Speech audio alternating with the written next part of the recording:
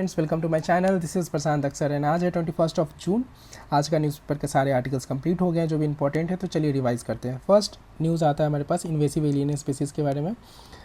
इससे पहले हम लोग समझते हैं एलियन स्पीसीज़ क्या होते हैं। वो स्पीसीज़ जो आपके खुद के घर के नहीं है, मतलब वो स्पीसीज़ जो बाहर से इंट्रोड्यूस हो रहे हैं आते हैं, उनको हम लोग एलियन स्पीसीज़ बोलते हैं। और इन्वेसिव एलियन स्पीसीज़ उनको बोलते हैं जो बाहर से आए हैं बट वो इम्पैक्ट कर रहे हैं आपके यहाँ, ठीक है, बैड इम्पैक्ट कर रहे हैं, तो उनको इन्वेसिव एलियन स्पीसीज़ बोलते हैं। ये में भी प्लांट हो सकते हैं, ये में भी एनिमल हो सकते हैं, ये में भी ऑर्गेनिज्म हो सकते हैं, ठीक है। ये काफ़ी टाइम ऐसा होता है कि क्विकली ये स्प्रेड करते हैं और फास्ट ग्रो करते हैं, जिसकी वजह से जो लोकल इन्वायरमेंट होता है, लोकल इकोनॉमी होता है, लोकल हेल्थ होता है, उसको ये इम्पैक्ट करते हैं, उनके ऊपर ये बैड इम्पैक्ट करते हैं। अगर बात करते हैं कोई रिसेंट एग्जांपल के बारे में, तो जाइंट अफ्रीकन स्नेल, ये जो है वो अभी रिसेंटली न्यूज़ में रह रहा है। ये आपके जो क्रॉप्स होते हैं, आपके जो गार्डन होते हैं, इसको ये बैडली इम्पैक्ट करता है। साथ साथ जो नेटिव स्नेल है उसको भी ये डिस्प्लेस कर रहा है। जो इन्वेसिव एलियन स्पीसीज़ होते हैं काफ़ी टाइम ये as a carrier of parasites की तरह भी होते हैं। जैसे कि आपके पास रेड लंग वॉर्म, ये जो होता है वो प्राइमरली इम्पैक्ट करता है रेड रैट्स जो होते हैं, उनको ये इम्पैक्ट करता है, ठीक है। अब जो इन्वेसिव एलियन स्पीसीज़ होते हैं ये दो तरह से आते हैं। एक तो डेलिबरेटली इनको इंट्रोड्यूस किया जाता है और कुछ जो होते हैं वो एक्सीडेंटली आ जाते हैं। डेलिबरेटली जिनको इंट्रोड्यूस किया गया है, जैसे गैम्बूसिया फिश हो गया, पोइसीलिया फिश हो गया, ये सभी के सभी मॉस्किटो का पॉपुलेशन को डिक्रीज़ करने के लिए इंट्रोड्यूस किया गया था। जैसे पॉन्ड्स है, पॉन्ड्स के अंदर में ये जितने भी मॉस्किटो ऐसे बच्चे रहते हैं ना, हम गैम्बूसिया फिश को उसमें छोड़ दिए, सारे बच्चे को खा जाते हैं, तो मॉस्किटो का पॉपुलेशन डिक्रीज़ करने के लिए। इसके अलावा आपके पास तालापिया फ़िश हो गया, ये फूड प्रोडक्शन जो रहता है उसको इम्प्रूव करने के लिए। एक्सीडेंटल के अंदर में देखेंगे तो एशियन पैडल जो था, ये कहीं ना कहीं वाइट स्पॉट वायरस को कैरी करता था, ये एक एक्सीडेंटली आया था। इसके अलावा अगर और भी कुछ इन्वेसिव एलियन स्पीसीज़ के बारे में बात करेंगे तो पार्थेनियन विट्स, जो आप बच्चे में देखे होंगे काफ़ी टाइम ऐसा दिखता था। ये पार्थेनियन विट्स क्रिकेट वगैरह खेलते थे तो बॉल चला जाता था, तो पार्थेनियन विट्स जो है वो यूएस से आया था। और एक और स्पीसीज़ है जैसे रेड ईयर्ड स्लाइडर, ये क्या है, एक टर्टल है, ये काफ़ी पॉपुलर हो रहा है। इसका देखिए, ये कोस्टल वेटलैंड्स में और साथ साथ आपके पास जो वेरकिस वाटर होते हैं वहाँ पे ये पाया जाता है। ये नेटिव जो है वो साउथ ईस्ट यूएसए का ये नेटिव और मैक्सिको का है। IUCN के अंदर में इसका अगर स्टेटस देखेंगे तो लिस्ट कंसर्न के अंदर में आता है। इसका प्रॉब्लम क्या है, बाहर के लोग अगर आके घर वाले लोग जो है वो बाहर के लोग जो आए उनको प्यार करने लगेंगे तो घर वाले को कौन करेगा, तो ये काफ़ी पॉपुलर हो रहा है, ये प्रॉब्लम है इसकी। तो जो लोकल जो टर्टल रहेंगे उनका मतलब उनको प्रॉब्लम होगा ना, उनका सेल में और जो भी चीज़ें होंगी उसमें। चलिए नेक्स्ट अगर बात करते हैं तो हमारे पास आता है कि क्या क्या नेशनल लेवल पे और इंटरनेशनल मतलब ग्लोबल लेवल पे इनिशिएटिव्स है इससे इन्वेसिव एलियन स्पीसीज़ से रिलेटेड। तो नेशनल लेवल पे बात करते हैं तो national action plan for on invasive alien species, जो आपके पास डिटेक्शन, कंट्रोल एंड प्रिवेंशन के लिए बात करता है इन्वेसिव एलियन स्पीसीज़ का। नेशनल बायोडाइवर्सिटी एक्शन है, एक्शन प्लान है जो फोकस करता है इन्वेसिव स्पीसीज़ पे। फिर प्लांट क्वारंटाइन ऑर्डर 2003 है जो बोलता है कि जितने भी हार्मफुल प्लांट्स और सॉइल है जो हार्मफुल है मतलब उनको आप इंपोर्ट नहीं करने के लिए बोलता है ये। इसके अलावा national invasive species information centre, नाम से लग रहा है इंफॉर्मेशन सेंटर, मतलब ये जितने भी इन्वेसिव एलियन स्पीसीज़ है इनसे रिलेटेड नॉलेज जो है वो आपको शेयर करता है, ठीक है। ग्लोबल लेवल पे अगर बात करते हैं तो convention on the biological diversity, ये आपके पास बताता है कि प्रिवेंशन एंड कंट्रोल करने के लिए जो IES है इसको कंट्रोल करने और प्रिवेंशन करने के लिए बारे में बताता है। कमिंग मॉन्ट्रियल डाइवर्सिटी फ्रेमवर्क 2002 जो बताता है आपको कि 50% तक जो इन्वेसिव एलियन स्पीसीज़ है वो आपको 2030 तक कम कर देना है, 50% तक। IUCN के अंदर में भी एक ग्रुप है जिसको हम लोग बोलते हैं IUCN इन्वेसिव स्पीसीज़ ग्रुप, जो कहीं ना कहीं एक डाटाबेस तैयार करता है सारे के सारे जो ग्लोबल इन्वेसिव एलियन स्पीसीज़ है उन सभी चीज़ों का, उन सभी एलियन स्पीसीज़ का डाटाबेस तैयार करता है, ठीक है। तो ये था हमारे पास फर्स्ट न्यूज़। सेकेंड पे आ जाते हैं। यूके के अंदर में एक बिल पास हुआ है जिसको हम लोग बोलते हैं यूके असिस्टेड डाइंग बिल। ये एक्चुअली में क्या है उसको थोड़ा सा अच्छे से समझते हैं।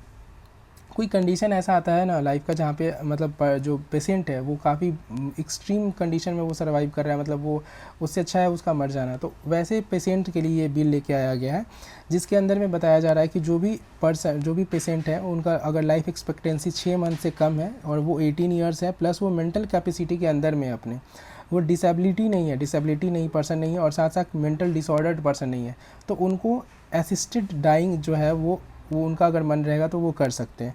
इसको समझने से पहले थोड़ा सा समझते, दो टर्म आता है, एक यूथेनेशिया और असिस्टेड एज, ठीक है, या फिर असिस्टेड डाइंग भी इसको बोलते हैं।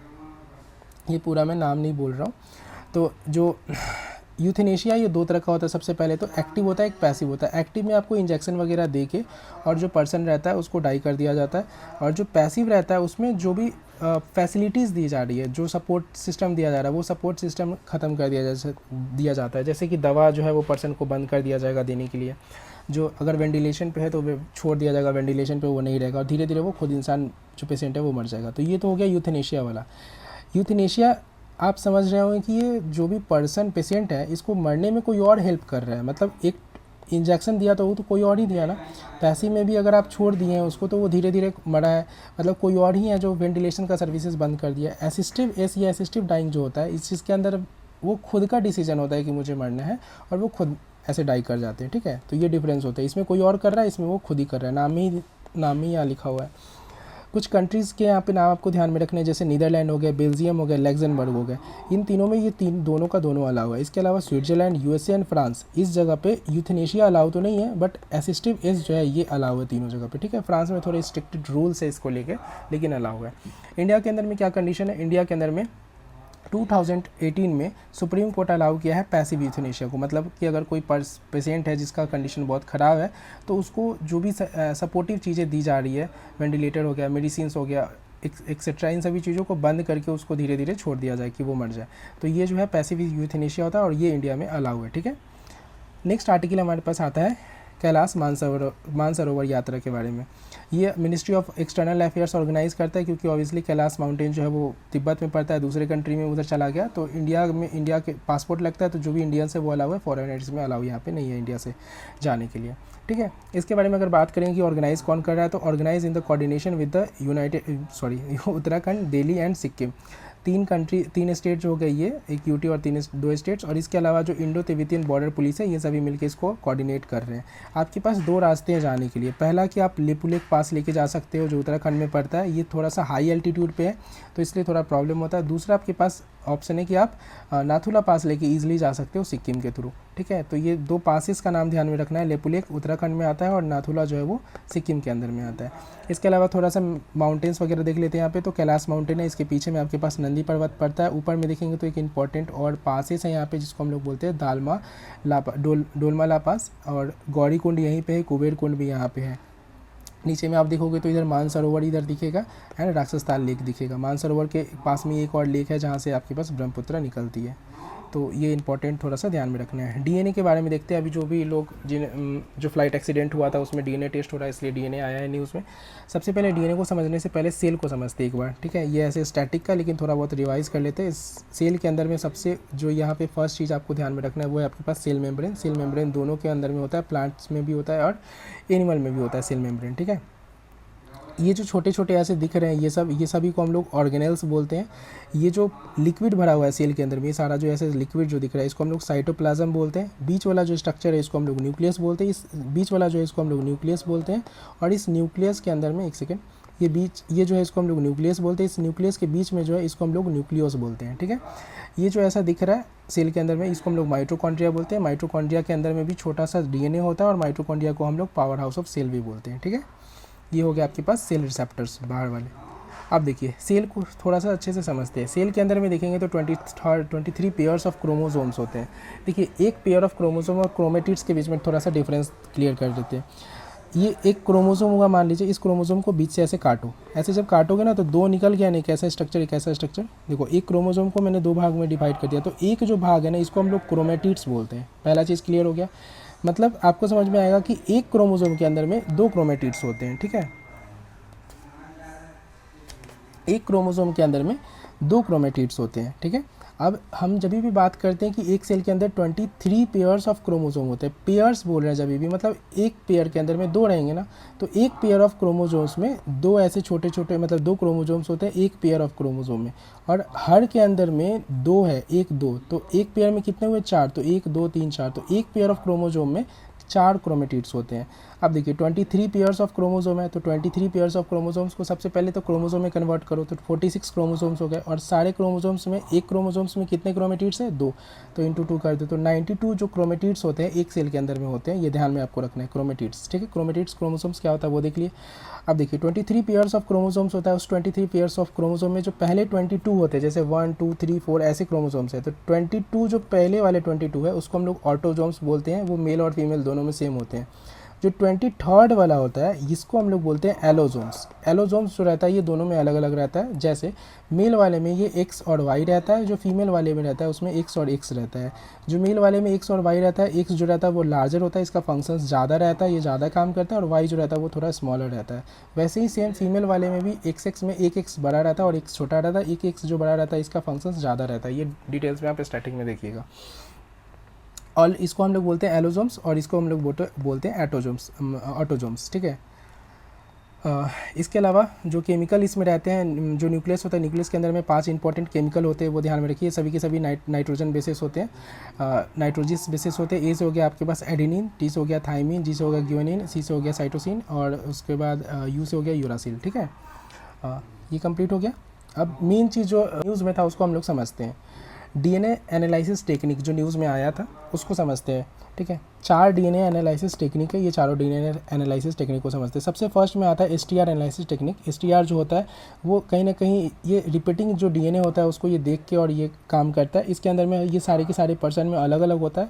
जब भी एसटीआर एनालिसिस के बारे में बात करेंगे तो ये न्यूक्लियर डीएनए का यूज़ करते हैं हम लोग इस टेक्निक में, ठीक है। तो 2 डीएनए हम लोग देखें ना, एक न्यूक्लियर और एक ये वाला क्या बोलते हैं इसको, माइटोकॉन्ड्रियल डीएनए। तो इसमें जो है एसटीआर एनालिसिस में न्यूक्लियर डीएनए का यूज़ करते हैं। ये सबसे ज़्यादा एक्यूरेट टेक्निक होता है, साथ साथ ये सबसे ज़्यादा यूज़ होने वाला भी है, ठीक है। फैमिली मेम्बर्स को आइडेंटिफाई करने के लिए भी यही यूज़ होता है। और बताया जा रहा है कि यूज़ किया जाएगा जब डीएनए जो है वो गुड कंडीशन में। तो अगर आपका डीएनए गुड कंडीशन में और आपको वहाँ पे जो डीएनए एनालिसिस करना है तो उस कंडीशन में आप एसटीआर एनालिसिस का यूज़ कर सकते हैं। आप मूवी वगैरह में याद रख सकते हो ऐसे करके, कि मूवी में देखते हो कि ये इसका वो बोलता है, एक पर्सन बोलती है कि मेरा बच्चा है, वो बोलती है मेरा बच्चा है, तो फिर डीएनए टेस्ट होता है तो पता चलता है किसका बच्चा है। तो वहाँ पे फैमिली मेम्बर से ये जो डीएनए टेस्ट होता है ये मूवी वगैरह में एसटीआर ऐसे याद रख सकते हो। सेकेंड जो होता है आपके पास माइटोकॉन्ड्रियल डीएनए। माइटोकॉन्ड्रियल ये ऐसे ही याद रहेगा नाम से कि ये मदर वाला है, ठीक है, क्योंकि माइटोकॉन्ड्रियल डीएनए जो होता है ये मदर से बच्चे में जाता है, माइटोकॉन्ड्रिया में होता है ये। तो देखिए ये बताया जा रहा है कि pass from the mother to the children, mother से चिल्ड्रन में जाता है। और साथ साथ ये सभी में मैच करेगा जो मदर लाइनेज से रहेंगे, जैसे कि ग्रैंड मदर्स हो गई और जितने भी आपके पास मैटरनल सिबलिंग्स हो गए उसमें। ये बताया जा रहा है कि यूज़ होता है जब जो न्यूक्लियर डीएनए है वो ज़्यादा डैमेज रहता है। तो सबसे अगर बेस्ट कंडीशन सबसे ज़्यादा यूज़ होने वाला जो है वो एसटीआर एनालिसिस है। अगर डीएनए जो है वो आपका डीएनए ज़्यादा डैमेज हो गया, मतलब न्यूक्लियर डीएनए ज़्यादा डैमेज हो गया है, तो उस कंडीशन में माइटोकॉन्ड्रियल डीएनए का यूज़ किया जाता है, ठीक है, एनालिसिस का, माइटोकॉन्ड्रियल डीएनए एनालिसिस का। थर्ड जो आता है वाई क्रोमोसोम। अभी जस्ट हमने देखा कि वाई क्रोमोसोम जो है वो सिर्फ मेल में ही होता है, तो ऑब्वियसली ये मेल वाले के लिए, फादर एंड सन वाले के लिए, और जितने भी मेल विक्टिम्स होते हैं वहाँ पे ये होगा। फादर साइड्स के जैसे ब्रदर, अंकल, मेल कज़न हो गए, इन सभी के साइड्स के वाले के लिए ये यूज़ होगा। फोर्थ नंबर पे आता है वो एसएनपी एनालिसिस। एसएनपी एनालिसिस के बारे में बात करेंगे तो जो छोटे से चेंजेस रहते हैं उसको भी ये एनालाइज कर लेता है। ये सभी के सभी पर्सन के अंदर में जो छोटे चेंजेस होते हैं डीएनए के अंदर में ये अलग होते हैं सबके अंदर में। When the DNA is badly broken, मतलब सबसे एक्सट्रीम कंडीशन है कि एकदम बैडली ब्रोकन है, कि बॉडी जो एकदम पूरा कोई भी कंडीशन में है, ऐसा कंडीशन में जहाँ पे एकदम ख़राब हो चुका है, तो उस कंडीशन में हम लोग एसएनपी एनालिसिस का यूज़ करते हैं। एसएनपी एनालिसिस डीएनए का जो यूज़ करते हैं हम लोग, ठीक है। इसमें बताया जा रहा है कि वे यूज़ द विक्टिम पर्सनल, इसमें देखिए जो विक्टिम जो होते हैं, विक्टिम के जो पर्सनल आइटम्स होते हैं उसका यूज़ करते हैं इसमें, उसको समझने के लिए, मतलब डीएनए एनालाइज करने के लिए। जैसे टूथब्रश हो गया, हेयर हो गया, रेज़र वगैरह हो गया। तो सीआईडी में आप देखते होंगे दया जो है उधर से हेयर लेके आता है और फिर वो जो लाइब्रेटरी में वो रहते थे वो हेयर से डीएनए का टेस्ट करके बताते हैं कि हाँ ये इसका है, नहीं था, ठीक है। तो ये सीआईडी वगैरह में यूज़ होता है। तो एसएनपी किस में होता है, सीआईडी में, ऐसे याद रखना। और जो एसटीआर है वो एनालिसिस किस में यूज़ होता है, मूवीज़ वगैरह। ये कंप्लीट हो गया आज का आर्टिकल। और स्टील एंड एल्युमिनियम के बारे में एक न्यूज़ है जो 1 जून को हम लोग ऑलरेडी डिस्कस किए थे, तो उसको अभी रिवाइज कर लेंगे एक बार। इसके अलावा बुशेरेड न्यूक्लियर पावर प्लांट्स, ये न्यूक्लियर पावर प्लांट्स जो ईरान के अंदर में, जिसमें न्यूज़ में रह रहा है बिकॉज एक वो है कि इजराइल इस पर अटैक ना कर दे, तो ठीक है। चलिए फर्स्ट जो ये वाला आर्टिकल है इसको 1 जून को हम लोग देखे थे, इसको डिस्कस कर लेते हैं।